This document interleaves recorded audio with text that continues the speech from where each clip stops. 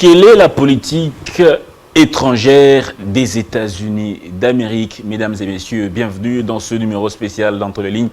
Nous recevons pour la deuxième fois le professeur Omeonga, Onakundu Jean. Il est professeur ordinaire au département des relations internationales à l'UNIKIN. Il est aussi directeur du centre de recherche des géostratégies, géopolitique et développement durable, ancien secrétaire général du PRP de Laurent Désiré Kabila. Professeur, bonjour prof. Bonjour mon ami, je crois que je suis très heureux de revenir pour la deuxième fois parce que le décor me plaît beaucoup et l'émission aussi, on en discute calmement, sans passion. D'accord prof. Est-ce que je vous ai bien présenté? Non, la présentation est parfaite. La présentation, elle est parfaite. Je crois qu'il n'y a pas quelque chose à corriger. Je suis très heureux que vous m'avez présenté tel qu'il est. Hein. Ça va, c'est bon. Il n'y a pas de problème. D'accord, prof. Merci beaucoup, professeur.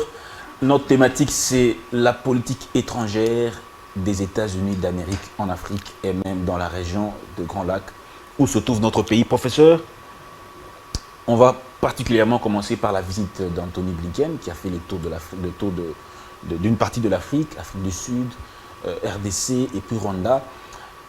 Quelle interprétation, quel était, du point de vue des relations internationales, l'objet de cette visite en Afrique du secrétaire d'État américain? Oui, merci beaucoup pour la question. Je crois que c'est une question pertinente, mais elle est complexe. Je pense que la première chose, il faut savoir que les relations internationales, il y a la composition, il y a la mutation géopolitique des choses. Donc il y a la Chine qui se développe davantage et qui fait peur. Il y a l'Union soviétique qui voudrait se reconstituer comme dans les temps de l'Union URSS. Et puis les Américains qui voulaient toujours se maintenir là où ils sont parce que les Américains sont les garants de l'ordre établi depuis longtemps, l'ordre international établi depuis longtemps. Depuis 1946 et 1948, les Américains sont là.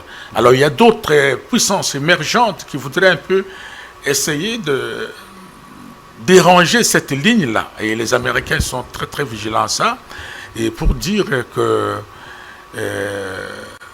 les Américains, non seulement les États-Unis, mais même la France et d'autres pays des grandes puissances, leur politique étrangère ne change pas tellement. Les grandes orientations restent les mêmes.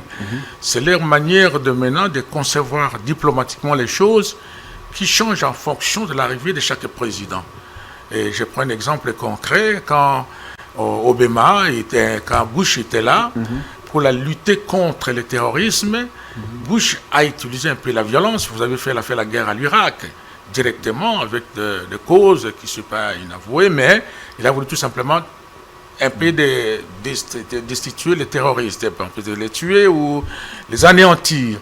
Mais Obama a souhaité passer par une diplomatie douce, c'est-à-dire que passer par des alliances stratégiques avec d'autres pays, continents, l'Afrique, l'Arabe, et les pays du Sud comme ça, pour au moins battre et un peu anéantir le terrorisme. Donc, ce sont des stratégies diplomatiques qui varient, mais les grandes options de toute politique étrangère de grandes puissances restent les mêmes. C'est-à-dire pour les Nations Unies, par exemple, la première chose, c'est la lutte contre le mal, l'axe du mal qu'on appelle le terrorisme.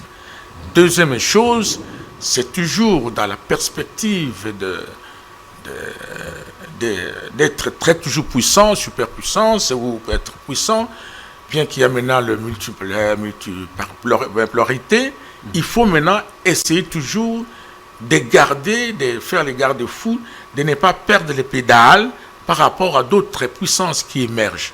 Et les États-Unis sont très très très prudents pour ça, raison pour laquelle vous avez vu comment la guerre à l'Ukraine, quand ils cherchaient à prendre l'Ukraine dans l'optique occidentale pour les mettre dans l'histoire de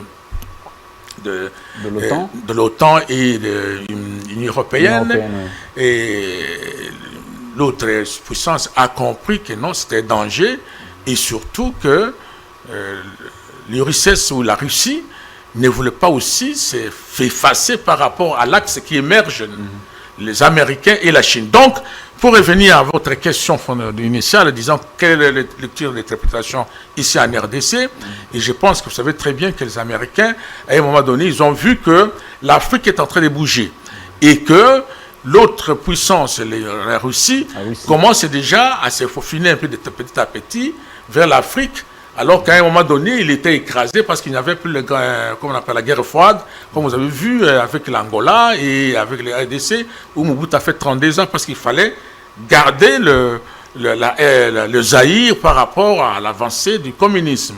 Mais malgré ça, les Américains ont vu que l'Afrique, il faut faire un effort pour au moins contrecarrer un peu la Chine, qui est vraiment très foncée en Afrique, et aussi voir aussi l'Union soviétique et donc la Russie, qui commence aussi à mettre ces réseaux en Afrique, les zones d'influence.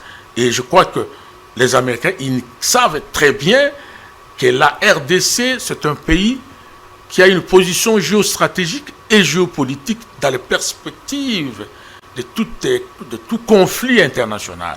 Donc, il faut qu'il rassure le monsieur qui est ici, parce que vu la situation que nous nous trouvons dans laquelle, avec les Rwandais, la guerre, et que on voit que le Mali, à un moment donné, il a vu qu'il a tourné le dos à la France, et puis il est parti à la Russie, et d'autres pays. Ça risque de faire une tache d'huile, et que l'Amérique doit être vigilante. Bon, la RDC, vous avez parlé de la guerre froide, c'est-à-dire que cette guerre continue d'une certaine manière. Non, ce n'est plus comme on le voyait avant, mais les zones d'influence restent toujours. Hein. Okay. Les zones d'influence restent toujours. C'est-à-dire que ce n'est plus comme avant, mais les zones d'influence qui restent.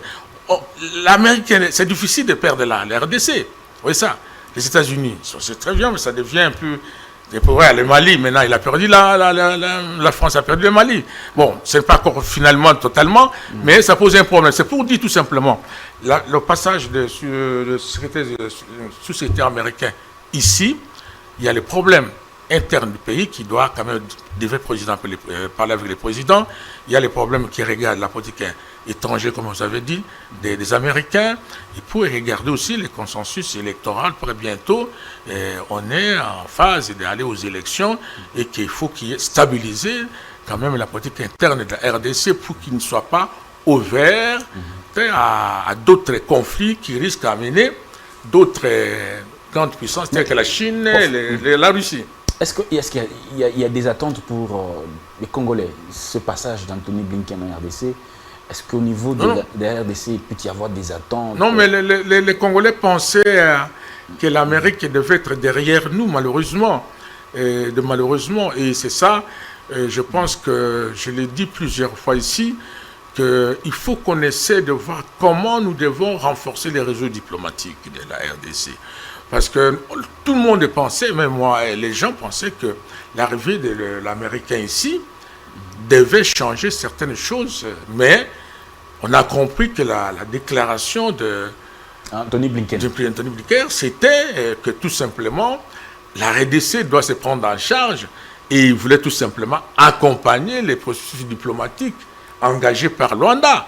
Donc, ce n'est pas la même chose. Et deuxième chose, les gens pensaient qu'il devait profiter des rapports de la MONUSCO qui montraient clairement, avec des preuves palpables, que le Rwanda était dans notre espace et que cela lui donnerait la chance de déclarer et de condamner ouvertement les Rwandais.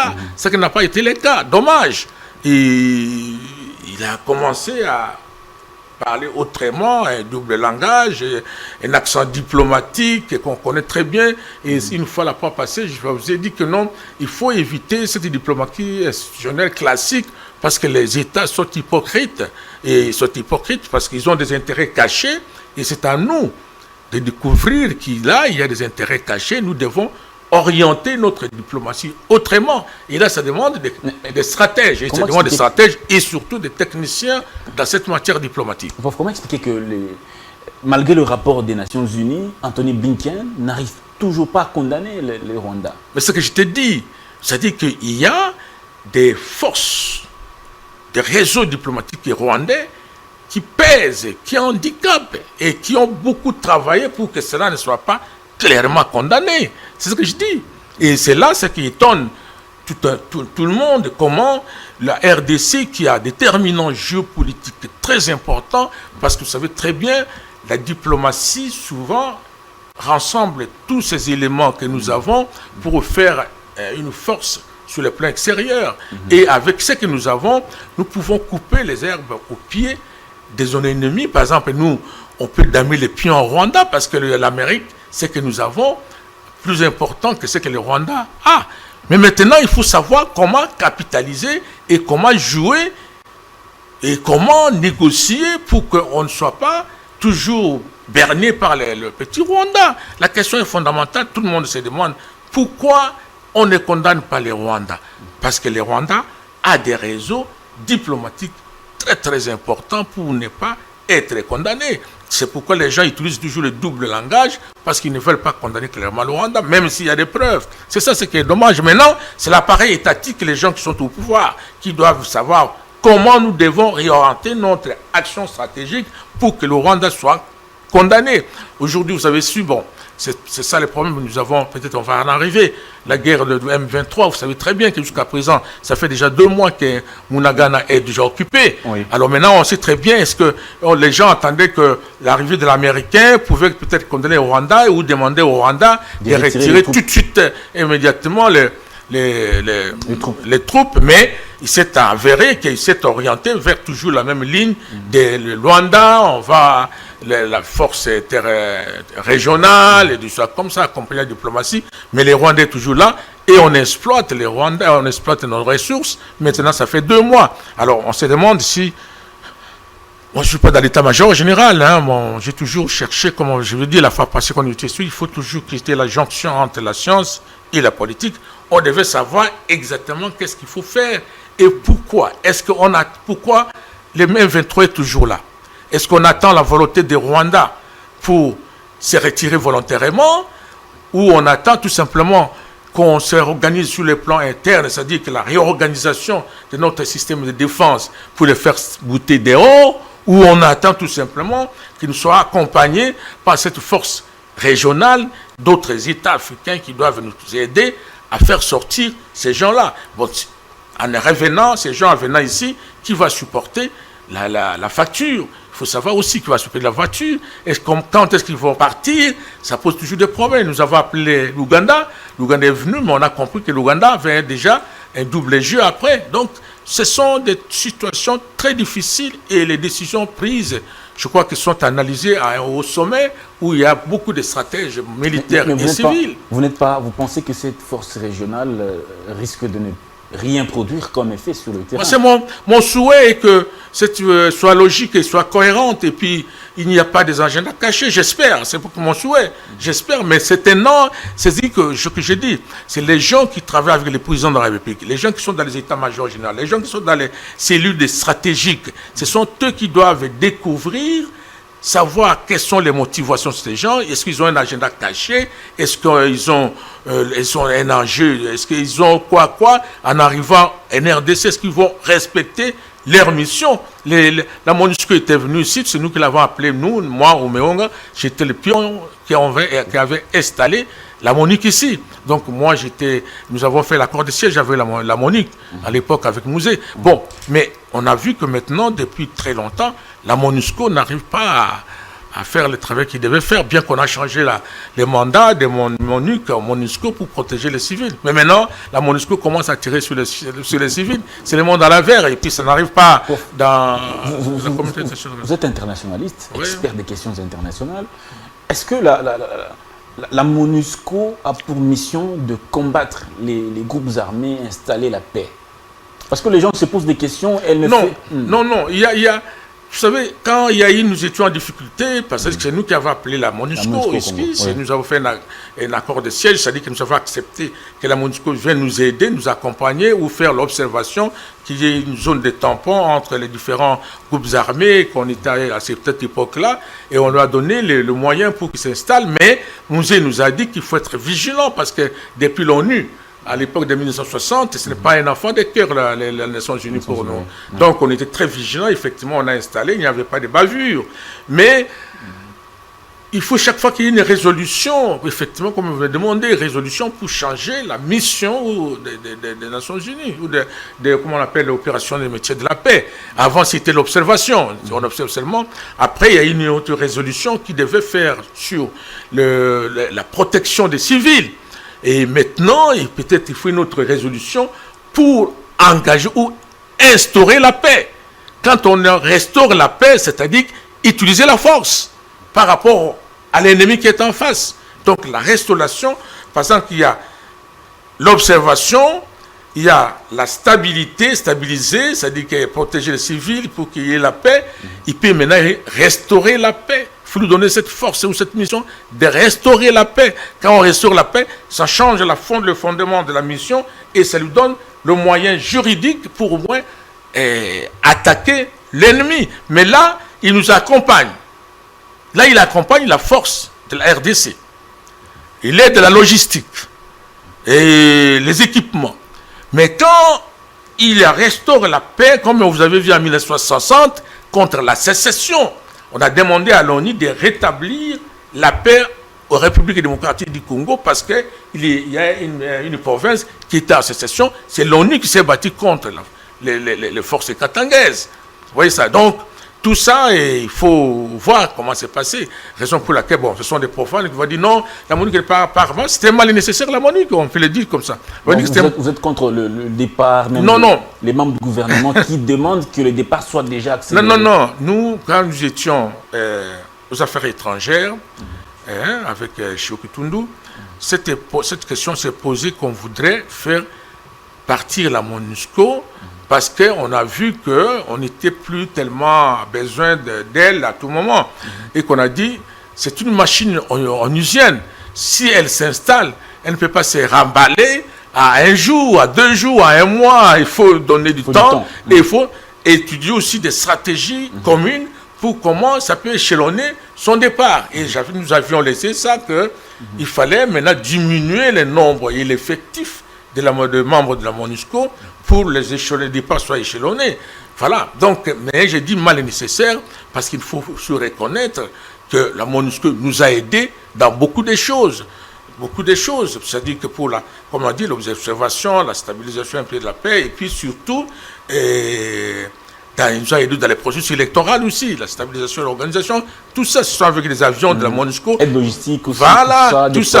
C'était vraiment nécessaire. Et parfois, ça a aidé aussi, sa présence, c'était une dissuasion aussi. C'était une dissuasion par rapport à d'autres forces négatives, internes ou externes, qui devaient déstabiliser ou se camponner au pouvoir. Mais la société civile locale dit qu'elle est aussi cramponnée à l'exploitation des matières premières. Mais oui, mais tout ça, c'est pas seulement l'exploitation des matières premières, mais nous payons une facture lourde de la MONUSCO des Nations Unies, l'opération ici. C'est l'opération la plus grande des Nations Unies pour l'instant. Donc, il y a la facture interne que la RDC supporte et qu'il y a des abus, effectivement. Il y a des abus sexuels, il y a des abus d'exploitation illégale, de tout ça. Donc, c'est à nous de voir comment on peut se comporter, mais ils ne peuvent pas partir. Ils ne peuvent pas ça dit que moi, je ne suis pas contre le départ des Nations Unies. Mais j'ai dit, c'est une machine onusienne, nous avons appelé, il faut maintenant engager pour parler avec les représentants ou les autorités de la MONUSCO. Okay. Pour au moins établir l'échelonnement, vu déjà le désavoué un peu de la population par leur indignation et que c'est un scandale quand la MONUC ou la force des Nations Unies tire sur la population innocente et surtout des enfants sans discernement. Et les policiers et les enfants, ils tirent alors qu'ils n'étaient pas dans une position de légitime défense. On pourrait comprendre s'ils étaient attaqués et qu'ils devaient répondre. Mais tout simplement parce qu'on les avait empêchés d'y entrer dans notre territoire, la MONUSCO, les autorités de la MONUSCO avaient tout le temps d'appeler les autorités nationales pour dire que nous sommes en difficulté ici. Les autorités devaient prendre des dispositions sécuritaires pour les faire entrer calmement. Mais ils ont violer d'abord, forcer l'entrée, la barrière qui représente la souveraineté nationale, et entrer et tuer aussi en même temps. C'est du jamais vu, ça, du jamais vu. Et raison pour laquelle, et ça, il fallait des sanctions et des responsabilités. Il faut des réparations, je voulais dire. En fait, nous ne sommes pas dans les affaires, moi je ne suis pas dans les affaires, mais peut-être les ministres des Affaires étrangères et la présidence, ils devaient voir avec les opposants comment rétablir les responsabilités. Je crois qu'il y a des enquêtes qui sont en train de les faire. Et c'est là, ce n'est pas du jamais vu. On n'a jamais vu ça, et puis c'est malheureux, c'est scandaleux. Et que je ne sais pas comment on va rétablir, parce qu'il faut qu'il y ait la confiance entre les forces des Nations Unies et la population locale, parce qu'ils doivent travailler ensemble. Comment trouvez-vous la diplomatie congolaise? Comment trouvez-vous l'efficacité de la diplomatie congolaise dans ce moment de crise? Oui, vous savez, il faut dire d'une manière générale, moi j'avais apprécié parce qu'à un moment donné, quand nous on partait du régime Kabila, nous avions beaucoup de problèmes avec nos partenaires stratégiques, la France, les Amériques, et puis la Belgique. Donc les courants ne passaient plus, la Schengen fermée, plus de voyages, et des choses comme ça. Il y avait tellement d'influence, des références, il y a des souverains, les gens qui se disaient souverains. Ils disaient que non, nous sommes souverains, on ne peut pas travailler avec ces gens. On voudrait mettre à genoux tous ces partenaires étrangers. Malheureusement, Tshisekedi, et heureusement, Tshisekedi arrive, il ouvre des portes, il remet le Schengen, et maintenant tout le monde vit comme il faut, les pays fréquentables par rapport à nos intérêts stratégiques, à nos intérêts de gauche à droite. Bon, et puis maintenant, c'est au niveau maintenant de la coopération, on voit que le président fait beaucoup de voyages. Le président fait beaucoup de voyages, et je pense que les voyages là, c'est bénéfique, j'espère, nous attendons, parce que même si il part aujourd'hui coopérer ou signer des accords de coopération avec un pays, ce n'est pas à 2 jours, à 3 jours ou à 6 mois que les gens doivent venir. Les investisseurs, ils viennent que quand il y a la stabilité et la sécurité dans le pays, même si ils ont signé des accords. C'est important, les gens ignorent ça. Il faut qu'il y ait la sécurité pour venir. Les hommes d'affaires, ils ne peuvent pas venir investir là il y a l'insécurité, parce que ce n'est pas possible, parce que c'est de l'argent à gagner et à perdre. Donc il y a un enjeu là. Donc c'est pour dire que la diplomatie actuelle, nous avons vu qu'ils ont appliqué une diplomatie de développement, c'est-à-dire une diplomatie qui cherchait les marchés, ce que nous appelons en jargon diplomatique la diplomatie des chéquiers, ou la deuxième génération, ou la diplomatie économique. C'est-à-dire qu'on va chercher des marchés pour les bénéfices du Congo. Et on essaie aussi faire la diplomatie verte, c'est-à-dire que la diplomatie environnementale, où le président est parti par rapport à notre biodiversité, présenter la RDC comme pays solution par rapport au réchauffement climatique et tout ça comme ça. Mais maintenant, malheureusement, on atteint un peu le retombé qui reviennent un peu difficilement, mais je pense qu'il faut renforcer toujours maintenant les réseaux diplomatiques par des techniciens. Tout à fait. Mais prof, nous sommes la RDC et membre de beaucoup d'organisations africaines. Il y a même l'Union africaine, il y a la SADC, il y a la CEAC, il y a aujourd'hui maintenant l'EAC. Est-ce que dans toutes ces structures, la RDC peut-elle jouer un rôle prépondérant pour sécuriser sa partie Est? Ou bien ces organisations peuvent-elles aider la RDC à rétablir la paix? C'est toujours au niveau de la diplomatie. C'est-à-dire l'appartenance à plusieurs organisations internationales ou régionales. Parce que il y a régional, c'est-à-dire que sous-régional, je voulais dire. C'est-à-dire SADC, CAC, et COMESA, et je ne sais pas, l'Afrique de l'Est.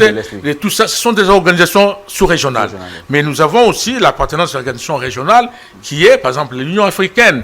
Et puis les organisations internationales, l'ONU et tout ça. Donc, la RDC est partout. Il est partout maintenant. C'est là où se joue la diplomatie par rapport aux alliances. Et c'est là où se joue aussi les aides qui peuvent dire que non, Mouzé, quand il était ici, il était tellement en difficulté, il avait ses relations avec ses anciens révolutionnaires. La Zimbabwe, directement, il a envoyé la Namibie. Directement, ils sont venus. Quel que soit des juste, ils sont venus directement aider Mouzé. Vous voyez ça? Et nous devons aussi jouer sur ces relations d'amitié, et des relations étatiques, et surtout donner des gages sérieux pour au moins être aidé facilement. Moi, je ne suis pas les gens, ils partent négocier, par exemple, à l'Union africaine. L'Union africaine, c'est continental. En principe, nous étions le président. Nous avions la présidence. Et nous étions attaqués toujours. Mais il fallait que l'Union africaine, bien qu'il condamne, dire que bon, on va faire ça, on condamne l'arrivée des M3, on condamne qu'il y a l'insécurité, on nous envoie à s'attendre. Ça, ce n'est rien du tout. Mais il faut des moyens appropriés et capables de rétablir la paix, de rétablir la sécurité à l'Est. Et ce côté-là, nous avons, je ne sais pas comment les gens qui vont négocier jusqu'à présent, nous n'avons pas encore un acquis, parce que l'Union africaine, je ne sais pas, il a condamné, il a mandaté le Rwanda pour essayer de nous aider. L'Ouganda aussi.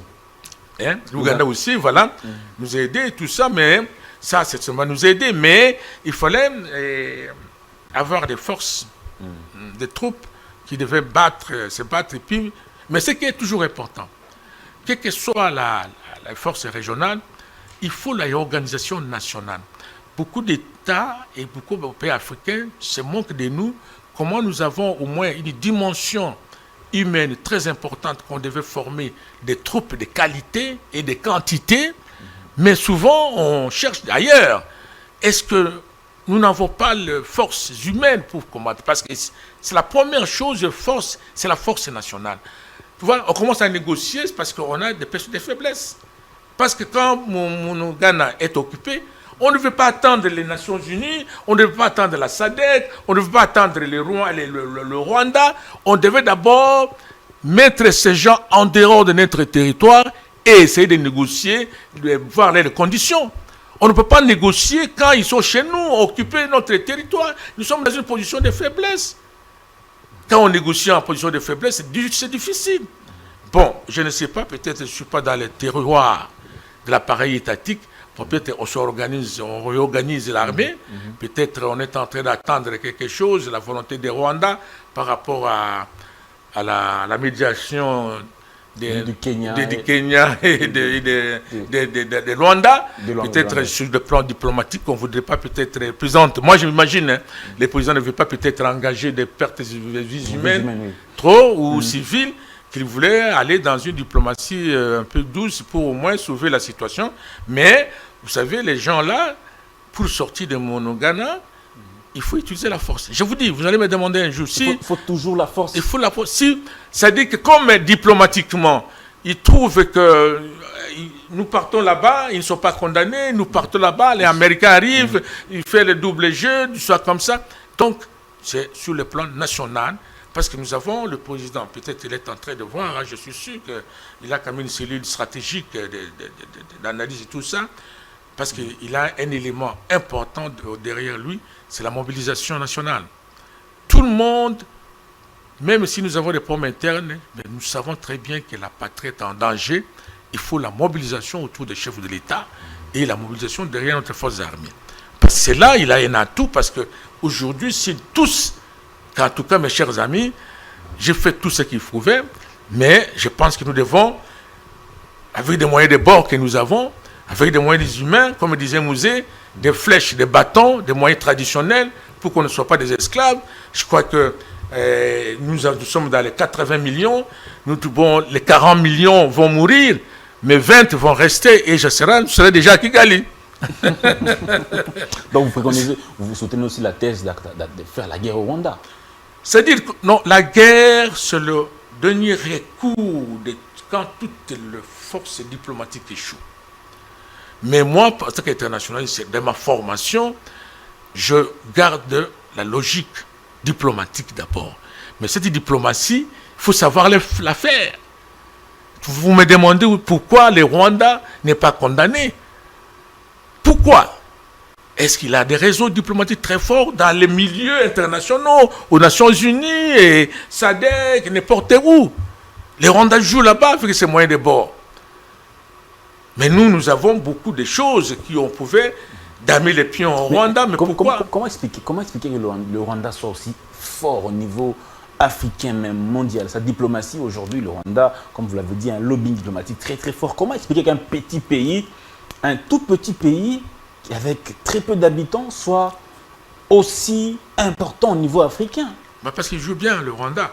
Il joue bien pas le Rwanda. Par exemple, le Rwanda peut se dire que non, moi, il dit aux Américains, exemple que je donne, aux Américains, moi je voudrais vous représenter comme, comme l'Israël, par exemple, de l'autre côté de l'Orient là-bas. Moi, je veux être en Afrique centrale, et le 2e est Israël. C'est-à-dire que tous les intérêts américains passent par là et que je veux me faire un leader régional pour moi sauvegarder les intérêts américains. Vous voyez, par exemple, même si nous savons que nous avons des... Alors maintenant, c'était à nous c'est un principe diplomatique. C'est à nous, comme on dit, c'est un principe diplomatique de casser les amitiés des amis pour les rendre aussi des amis. Si nous avons cassé je sais pas, ça je ne peux pas dire à la télé, comme je ne peux pas dire, ça dit que il faut savoir comment ça va faire. Je demandais la jonction entre la politique et la défense. Cette structure est très importante comme un laboratoire où nous pouvons dire tout, comment on peut aussi faire pour qu'on soit accepté et on soit dérangé. Les Rwandais ne peuvent pas déranger. Ne peut pas déranger parce que on ne peut pas déranger le Rwanda. Bon, je ne sais pas pourquoi nous aimerions. C'est qu'il faut savoir aussi, il y a les amitiés familiales qui jouent dans le sens que le Rwanda, c'était un pays historiquement voisin et que nous avons des brassages de familles, des familles. Il y a beaucoup de familles rwandaises ici avec des Congolais. Nous aussi, nous avons ça autant. Donc, il y a aussi des relations d'amitié et de solidarité que nous devons avoir à ces pays. Mais il y a aussi des relations qu'il faut voir, des intérêts vitaux. Quand c'est étranger, là, il faut faire autrement la chose. Par rapport à la question de l'embargo, est-ce que les États-Unis peuvent-ils aider la RDC à lever cet embargo et puis acheter normalement des armes comme tous les autres États? Qui doivent faire ça? C'est toujours les autorités congolaises. Jouer, montrer, défendre. Montrer comment nous sommes. Je ne sais pas, c'est difficile à vous dire ça. Moi, c'est-à-dire, tu vois, entre la diplomatie et la défense, il y a cette complémentarité. Et je crois que au niveau des Nations Unies, au niveau du Conseil de sécurité, au niveau de l'Assemblée nationale générale, il y a toujours des pays non permanents et des pays permanents. Et tous les gens jouent sur ça. Et si nous sommes seulement... Si la France dit non, si les États-Unis disent non, et la Grande-Bretagne dit non, nous sommes bloqués. Et pourquoi ils nous bloquent? C'est ça, là, moi, c'est pas difficile à dire, parce qu'il faut nous bloquer. Ok, c'est la diplomatie qui doit jouer. C'est la diplomatie qui doit jouer. Ça, il n'y a pas de fait autrement. On est bloqué.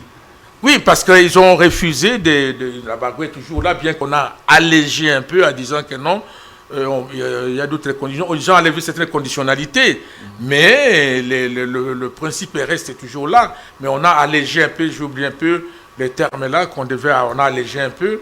C'est l'embargo, mais on ne peut pas. On peut les acheter. Je crois qu'il y a quelque chose là-bas, mais ça ne nous ouvre pas totalement. Mais pourquoi on doit nous faire en partie au lieu de nous faire à la totalité? Maintenant, il faut.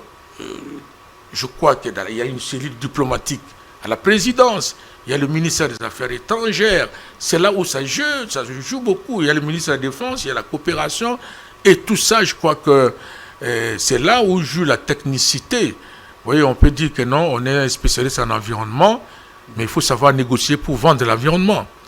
On peut se dire que non, ça, c'est pourquoi on a toujours voulu que dans certains ministères, il faut la technicité joue beaucoup. Et ce n'est pas que je me vante en tant que professeur. Nous, c'est les professeurs, c'est ça que nous ne sommes pas des administratifs qui ont toujours de la documentation, la même documentation, mais nous lisons beaucoup et nous découvrons beaucoup par des recherches que nous pouvons quitter cette diplomatie d'aller à la SADC, cette diplomatie d'aller aux Nations Unies, parce que les gens, il y a divergence des intérêts là-bas, il y a des gens qui veulent le Rwanda reste, ils passent par la Grande-Bretagne, Londres pour défendre les intérêts du Rwanda, et puis il faut semblant de nous aimer. Alors il faut quitter cette diplomatie pour voir nous aussi quels sont les réseaux diplomatiques informels que nous pouvons engager pour avoir la gain de cause aussi. Et quels sont, est-ce que nous, comme on dit soft power, c'est-à-dire que soft power, c'est-à-dire que s'imposer par la douceur, C'est-à-dire c'est imposé par la communication, c'est imposé par la participation, c'est imposé par la culture, l'identité. Et nous, comme vous avez dit, dans toutes les organisations sous-régionales, nous sommes là.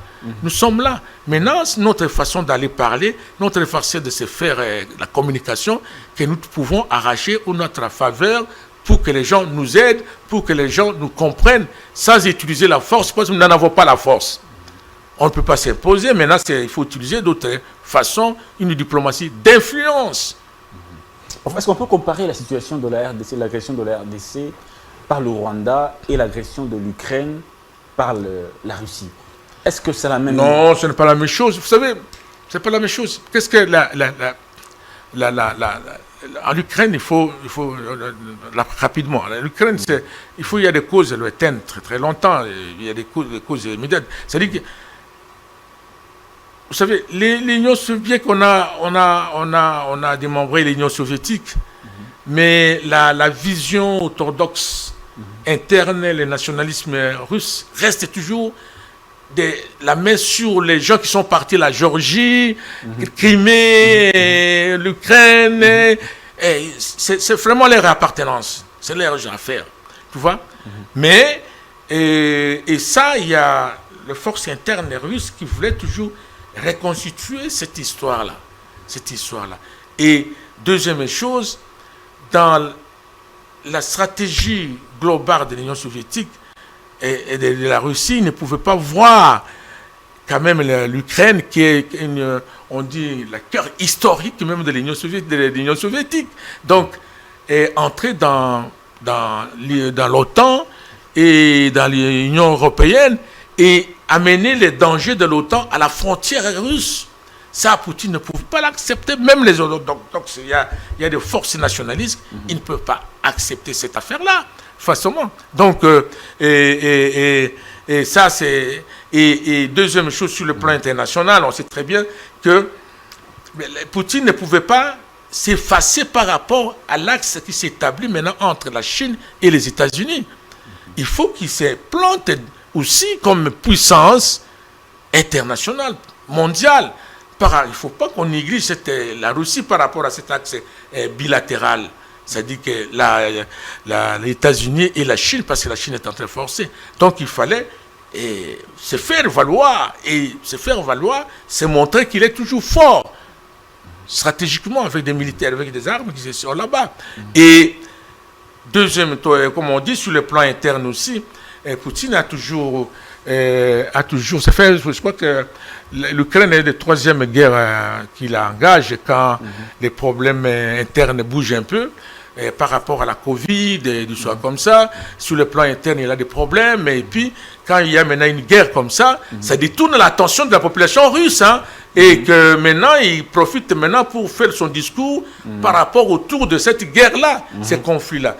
Et maintenant, le Rwanda, parce que le Rwanda, c'est, comme vous m'avez demandé la fois passée, la guerre avec le Rwanda, c'est la guerre de leadership. Le Rwanda veut se faire incontournable, bien qu'il est petit, par rapport à l'Afrique centrale ici. Il veut se faire incontournable. Et deuxième chose, le Rwanda, il veut se faire comme un passage facile pour les multinationales, les gens qui veulent faire des business. Et le business, ça dit qu'il faut exploiter les minéraux chez nous parce que le Rwanda a la facilité d'entrer chez nous et sortir comme il veut. Et les gens passent par les Rwanda. Ça dit que les multinationales trouvent comme un atout pour au moins exploiter illégalement nos minéraux. C'est tout ça. Et troisième chose, c'est aussi les Rwandais. Et est-ce que, bon, je ne pense pas, est-ce que le Rwanda veut se faire en Allemagne? C'est-à-dire que le Rwanda veut... cherche de l'espace vital pour ses habitants chez nous. C'est-à-dire qu'ils voudraient avoir le Kivu pour au moins donner la vie à ces ressortissants qui peut-être augmentent un peu. Tout ça, autant de raisons que le Rwanda, ce n'est pas la même chose.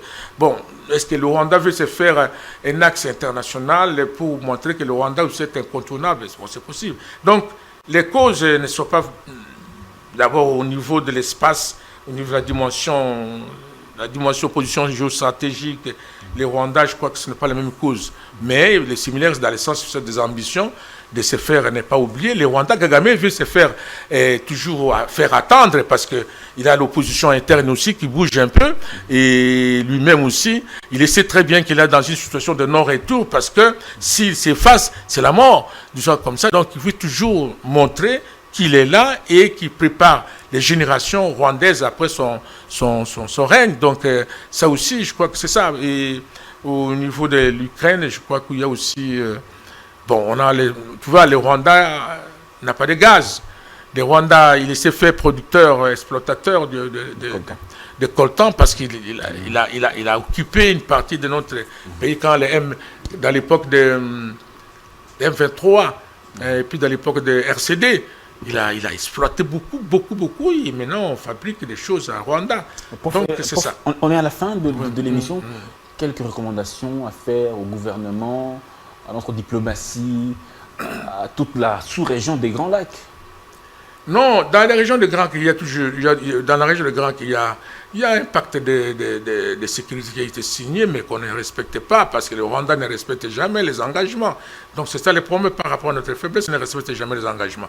Deuxième chose, comme je vais toujours dire, et j'insiste, j'étais très content, avant-hier, je crois que le jeudi, non, c'était le lundi, on m'a appelé au ministère des Affaires étrangères.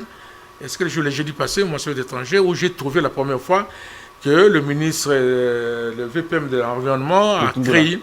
Non, de l'Environnement. Zabaïba a créé un comité scientifique de l'environnement. Wow. C'était très important. C'est-à-dire qu'il voulait avoir le langage sans complaisance de comment on peut vendre notre environnement, notre biodiversité dans cette histoire de COP27. Wow. C'est la même chose que j'ai fait une recommandation au ministère de la Défense. J'en ai parlé avec un camarade que j'ai vu à la présidence.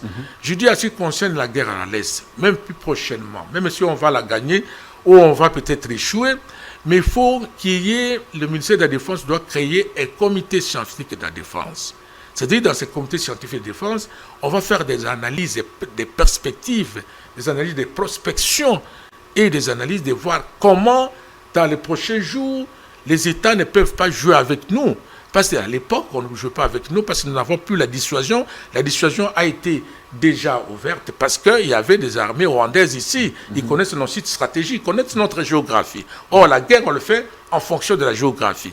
Donc, il faut la jonction entre le comité scientifique et entre la jonction entre la science et la défense. C'est-à-dire qu'il faut qu'il y ait plusieurs spécialités des intellectuels qui parlent de comment réorganiser notre système de défense et notre politique de défense. En ce qui concerne la diplomatie, je vous ai dit dernièrement que nous, ce que nous faisons, c'est bon la diplomatie.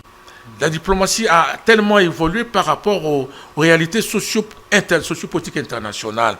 Donc, vous avez, maintenant, il faut préparer nos fonctionnaires ou nos diplomates à des fonctions nouvelles par rapport à la diplomatie publique. Ça, c'est une diplomatie publique, c'est-à-dire nos représentants à l'étranger ne doivent pas jamais seulement jouer le rôle de représenter, de discuter avec les institutions des pays d'accueil, mais d'aller discuter aussi avec les populations des pays d'accueil local. C'est-à-dire non seulement de rester à Paris, mais il faut aussi peut-être aller à Bordeaux, à Marseille, pour au moins faire prévaloir donc les réalités congolaises dans les provinces et surtout avec des gens qui ne sont pas dans les institutions. Ça, c'est la diplomatie publique. Ça, c'est de la diplomatie publique. Il faut qu'on forme les gens, nos agents dans ce sens-là. Deuxième chose, j'ai déjà dit qu'il faut quitter les réseaux diplomatiques classiques. Aller aux Nations Unies, on a présenté notre dossier aux Nations Unies, on a présenté notre dossier à la SADC, à l'Union africaine. C'est classique ça, et on a vu qu'on n'a jamais eu de résultats palpables parce qu'on les cas et qu'on m'a demandé, on ne connaît pas le Rwanda. Maintenant, il faut changer d'autres formes de diplomatie. Comme moi, je parlais toujours une fois, la diplomatie liquide, c'est-à-dire qu'il faut mandater les gens informels qui doivent jouer des rôles en coulisses, et puis dès que ça arrive au moment opportun, on met sur les lignes officielles et ça arrive, il y a donné des résultats palpables. Il faut aussi aller comme je vous ai dit, là où nous participons dans plusieurs organisations internationales, à condition qu'on paye les arriérés, à condition qu'on paye les contributions, à condition qu'on soit en règle avec les contributions là-bas, parce que là-bas, c'est la crédibilité de l'État qui joue beaucoup, parce que nous, on partait en Namibie, au Windhoek, quand on partait à Cape Town, quand on partait au Zimbabwe, quand on partait à n'importe où en Afrique, ailleurs, au Gabon, à Tchad, quand on était aux affaires étrangères, il y a des fois où on était buté à cette situation de la il n'y a pas la contribution. Il fallait qu'on paye, parce que quand vous ne payez pas, ça diminue la valeur d'un État et on n'est pas crédible. Et ça, c'est pas important. Il y a toujours des arriérés, et ça, il faut, je pense, cette fois-ci, avec le président, je ne sais pas, aux affaires étrangères, j'ai que cette situation est là. Vous voyez que ce n'est pas bon que nous accueillons la SADC ici, 42e, si je me souviens, sommet de SADC, et le président actuel va prendre la présidence, et que nous avons, il y a 2 compatriotes qui vont occuper d'autres postes aussi de secrétariat. Tout à fait. Mais nos amis, nos frères qui sont à Munagana, ils ne vont pas voir cette cérémonie, parce que les télévisions de Munagana sont orientées maintenant vers d'autres pays. C'est malheureux. C'est pas possible. C'est pas possible. Donc en fait, c'est bien. Je pense qu'il y a des dispositions. Il y a la force burundaise qui est là dans le cadre de la force régionale. Je pense qu'ils vont bouter ces gens d'héros, j'espère. Mais je mets toujours des réserves en disant que la première force, c'est les Congolais eux-mêmes. Il faut qu'on se réorganise.